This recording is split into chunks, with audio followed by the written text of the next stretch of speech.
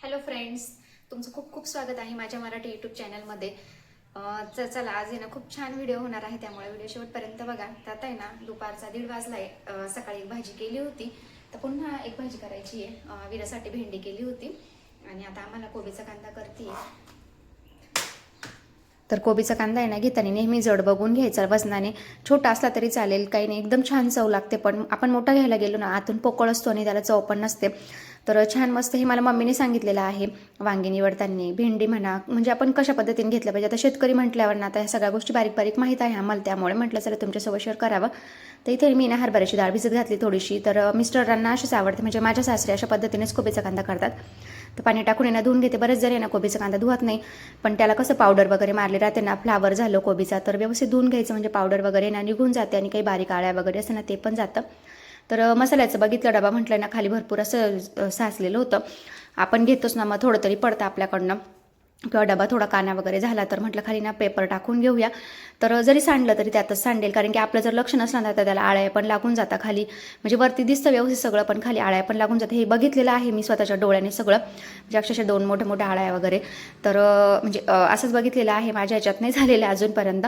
म्हणून म्हटलं चला आपण पण काळजी घेतलेली कधीही. बरं, तुम्हाला कशी वाटली नक्की कमेंट्स करून सांगा ही ट्रिक. तर इथे कोबीच्या कांद्यासाठी ना मी जिरे मोहरीची फोडणी दिली आणि हरभऱ्याची डाळ मस्त छान फ्राय करून घेणार आहे. आता माझ्या माहेरी ना वेगळ्या पद्धतीने कोबीचा कांदा करतात, म्हणजे त्याच्यात अशा 2-3 प्रकार आहे. पण मग पातळ वगैरे केलं जातं, ते मिस्टरांना जास्त आवडत नाही, पण त्यांना असंच आवडतो. आणि मला आधी आवडत नव्हता, पण आता आवडायला लागला, खूप छान लागतो. ज्यांना आवडत नाही ना कोबीचा कांदा अगदी, ते सुद्धा खूप आवडीने खातील. नक्की ट्राय करून बघा, हे डाळ वगैरे टाकून खूप छान लागतो. तर मी ना थोडंसं हे ऑर्डर केले होते आज चमचे. लाकडाचे आहे, मस्त एकदम छान. मी शोरूम केलेले आहे, 100चे 6 भेटले मला. तर हे ना मी स्टीलचे ठेवते, पण त्याला अशी गंज आल्यासारखं होते, कारण की ओलावा पकडतो ना पटकन, त्यामुळे. तर मी ते ना म्हणतात काचेच्या बरणीमध्येच ठेवावं, नाहीतर घरात आजार पण येतं, कटकटी होतात, असं भरपूर मी ऐकलेलं आहे. आता कितपत सत्य काय मला सांगता येणार नाही, पण मला असं वाटतं त्याला हवा वगैरे लागत असेल ना, त्यामुळे ओलावा धरत असेल किंवा असं काहीतरी असेल. तर इथे खडे मीठ बघा माझे थोडेसे खडे झालेले त्याचे, कारण थोडं ओलं वगैरे राहिलं ना, चमचा मी बदलून टाकले, मग त्याच्यामुळेच म्हटलं आता ना चमचीने चेंज करून टाकूया. लाकडाचं वापरलेलं केव्हाही बेटर, म्हणजे ओलावा राहणार नाही. तर हे फुलदाणे पण आहे ना, म्हटलं आता हे पण आज स्वच्छ करून घेऊया. किती नाही म्हटलं तर याच्यावर धूळ बसते, बरेच दिवस झाले स्वच्छ नाही केलेले. तर बघा आपला कांदा पण खूप छान आता शिजून रेडी आहे, मस्त.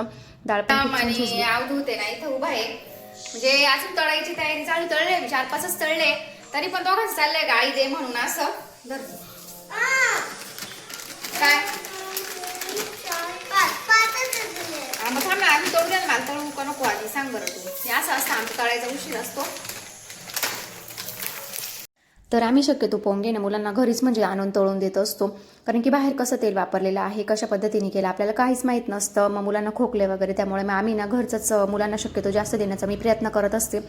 तर मी असं आहे ना वरती चाळणीमध्ये पोंगे ठेवले आणि खाली ना म्हटलं तेल वगैरे हे होऊन जाईल, मग त्याच्यामध्ये मी पीठ भिजवून घेते, म्हणजे तेल पण वाया जात नाही आणि पोंग्यांमध्ये वगैरे पापड्यांमध्ये पण तेल राहत नाही.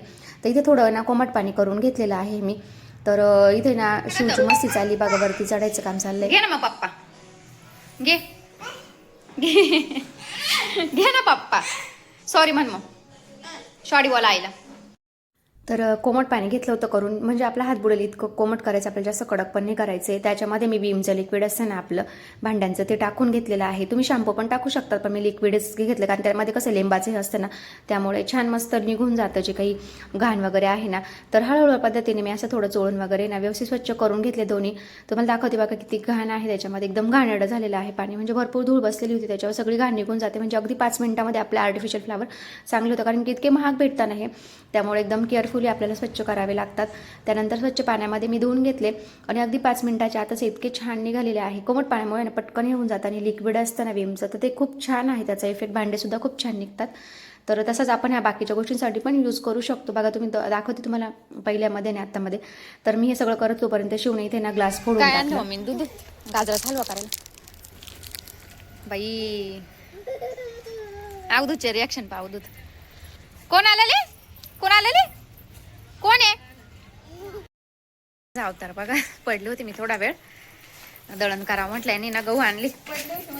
पडले म्हणजे झोपले होते ग, पाय दुखू राहिला माझं वाला. दळण करायला घेतलं होतं इथं यांना ना 5 किलो गहू आणायला लावले. म्हणलं आणा थोडेसे, आता त्या दिवशी आणले होते. म्हटलं मम्मी गहू घेऊन, मम्मी गहू घेऊन आली. आता भाऊचा फोन येऊ राहिला. मी येताना ह्या बँगल्स आणल्या मागच्या वेळेस माझ्या इथं भरपूर पसरा, कारण की आता भरपूर मम्मी त्यांनी कसं सामान आणलं ते तसंच ठेवलं. रेन बँगल्स बघा अशा आहे.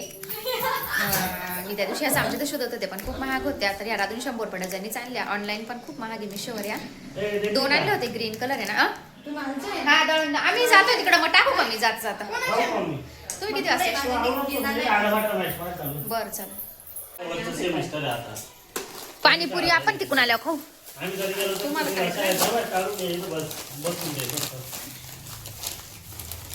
इकडे पाहिजे बा दादाच पण चिक्कूच दे मम्मी त्याला. अगदी चिक्कू काय ए दादा जाते ना मी, घेऊन जायचं ना घरात तिकडं. काय 5 मिनिटात त्याला काय कळ, फक्त चाळण मारायची. तर ज्या ताईंना वजन कमी करायचं आहे ना, त्यांनी सकाळी सकाळी उपाशी पोटी ना गवतीच्या आहे ना पाण्यामध्ये उकळून प्यायचं, त्याच्यामध्ये काहीच टाकायचं नाही. तसाच त्याने नक्कीच वजन कमी होतं. खूप छान रिझल्ट आहे. चला मम्मी त्यांना चहा केला, मस्त चहा वगैरे झाला. तर मम्मी त्यांना आम्ही चाललो तर थोडं बाहेर दळण टाकायला. मग मम्मी का चक्कर मारून दळण टाकून येत जात होते. मम्मी तिथे माझ्याकडे किती बारीक झाली तू, आता मी करते आणि दळण पाहायला लागलं ना माझ्या. मम्मी दिवशी बघितलंच नव्हतं, आम्ही फिरायला गेलो त्या दिवशी. पण छोटे आहे ना मम्मी, मी नाही चाळीन चाळू तर मला असं वाटलं नसेल त्याच्यात सोंडे ना, तर पण मम्मी म्हणे गावाची चाळण आणि त्याने सोंडे निघून जाता ना. की बापो लय काम करू राहिला आमच्या दादा आज. चला चला ठेवा तिकडे उचून. मग पाय ना ताकद लाविते. व्हेरी गुड बाबू, व्हेरी गुड. तर इथे ताईंनो गवती चहाचे खूप सारे फायदे आहे. आणि मी तर शक्यतो गुळाचा चहा पिते, मला जेव्हा कधी आवडेल, कारण मला साखरेचा चहा आवडतच नाही. तर थोडं फिरून आलो दळण वगैरे पण दळून आणलं. त्यानंतर येणार राधू म्हणे ताई गाजराचा हलवा आता करायला वेळ नाही. तिला म्हटलं चल तू, म्हणजे तिने मला सांगितलं होतं एकदा की माझ्या हाताला लागलं होतं ना ते म्हणजे किस्ता मागे, तर ती म्हणे अगं मस्त आहे ना असं डायरेक्ट कट करून आहे ना कुकरमध्ये इन्स्टंट 10 मिनिटात गाजराचा हलवा होतं. म्हटलं चल तुझ्या पद्धतीने करून बघूया. तर तिला म्हटलं तुम्हाला सांग कशा पद्धतीने करायचं आहे. आता बघू कसा होतोय, कारण की मला मळ्यात जायचं आहे. मिस्टरांना मला माझ्या आजसासू वारलेल्या त्यामुळे गेलो होतो ना, इकडे खूप छान साड्या भेटतात एकदम मस्त. खूप छान सूट असं. आई बोलायचं, आई बोल. चला आवडून घ्यायचं जायचं मला. मम्मी ते सांभाळतील दोघांना, आम्ही चाललो मळ्यामध्ये. तर इथे ना थोडे गाजर कच्चे होते, त्यामुळे राधूल म्हणे ताई एक शिट्टी घेते आणि नंतर व्यवस्थित शिजल्यानंतर स्मॅश करून त्यामध्ये साखर वगैरे टाकायची. आपल्याला जे वेलची पूड वगैरे आहे ना तिला दाखवून दिलं मी. तिला म्हटलं आता तू तुझ्या पद्धतीने कर, कारण की आम्हाला मळ्यात जाण्यासाठी उशीर होत होता. चला घरी आलो आम्ही आता. 11 वाजले, म्हणजे 10:30 पावणे 11 आलो होतो आम्ही.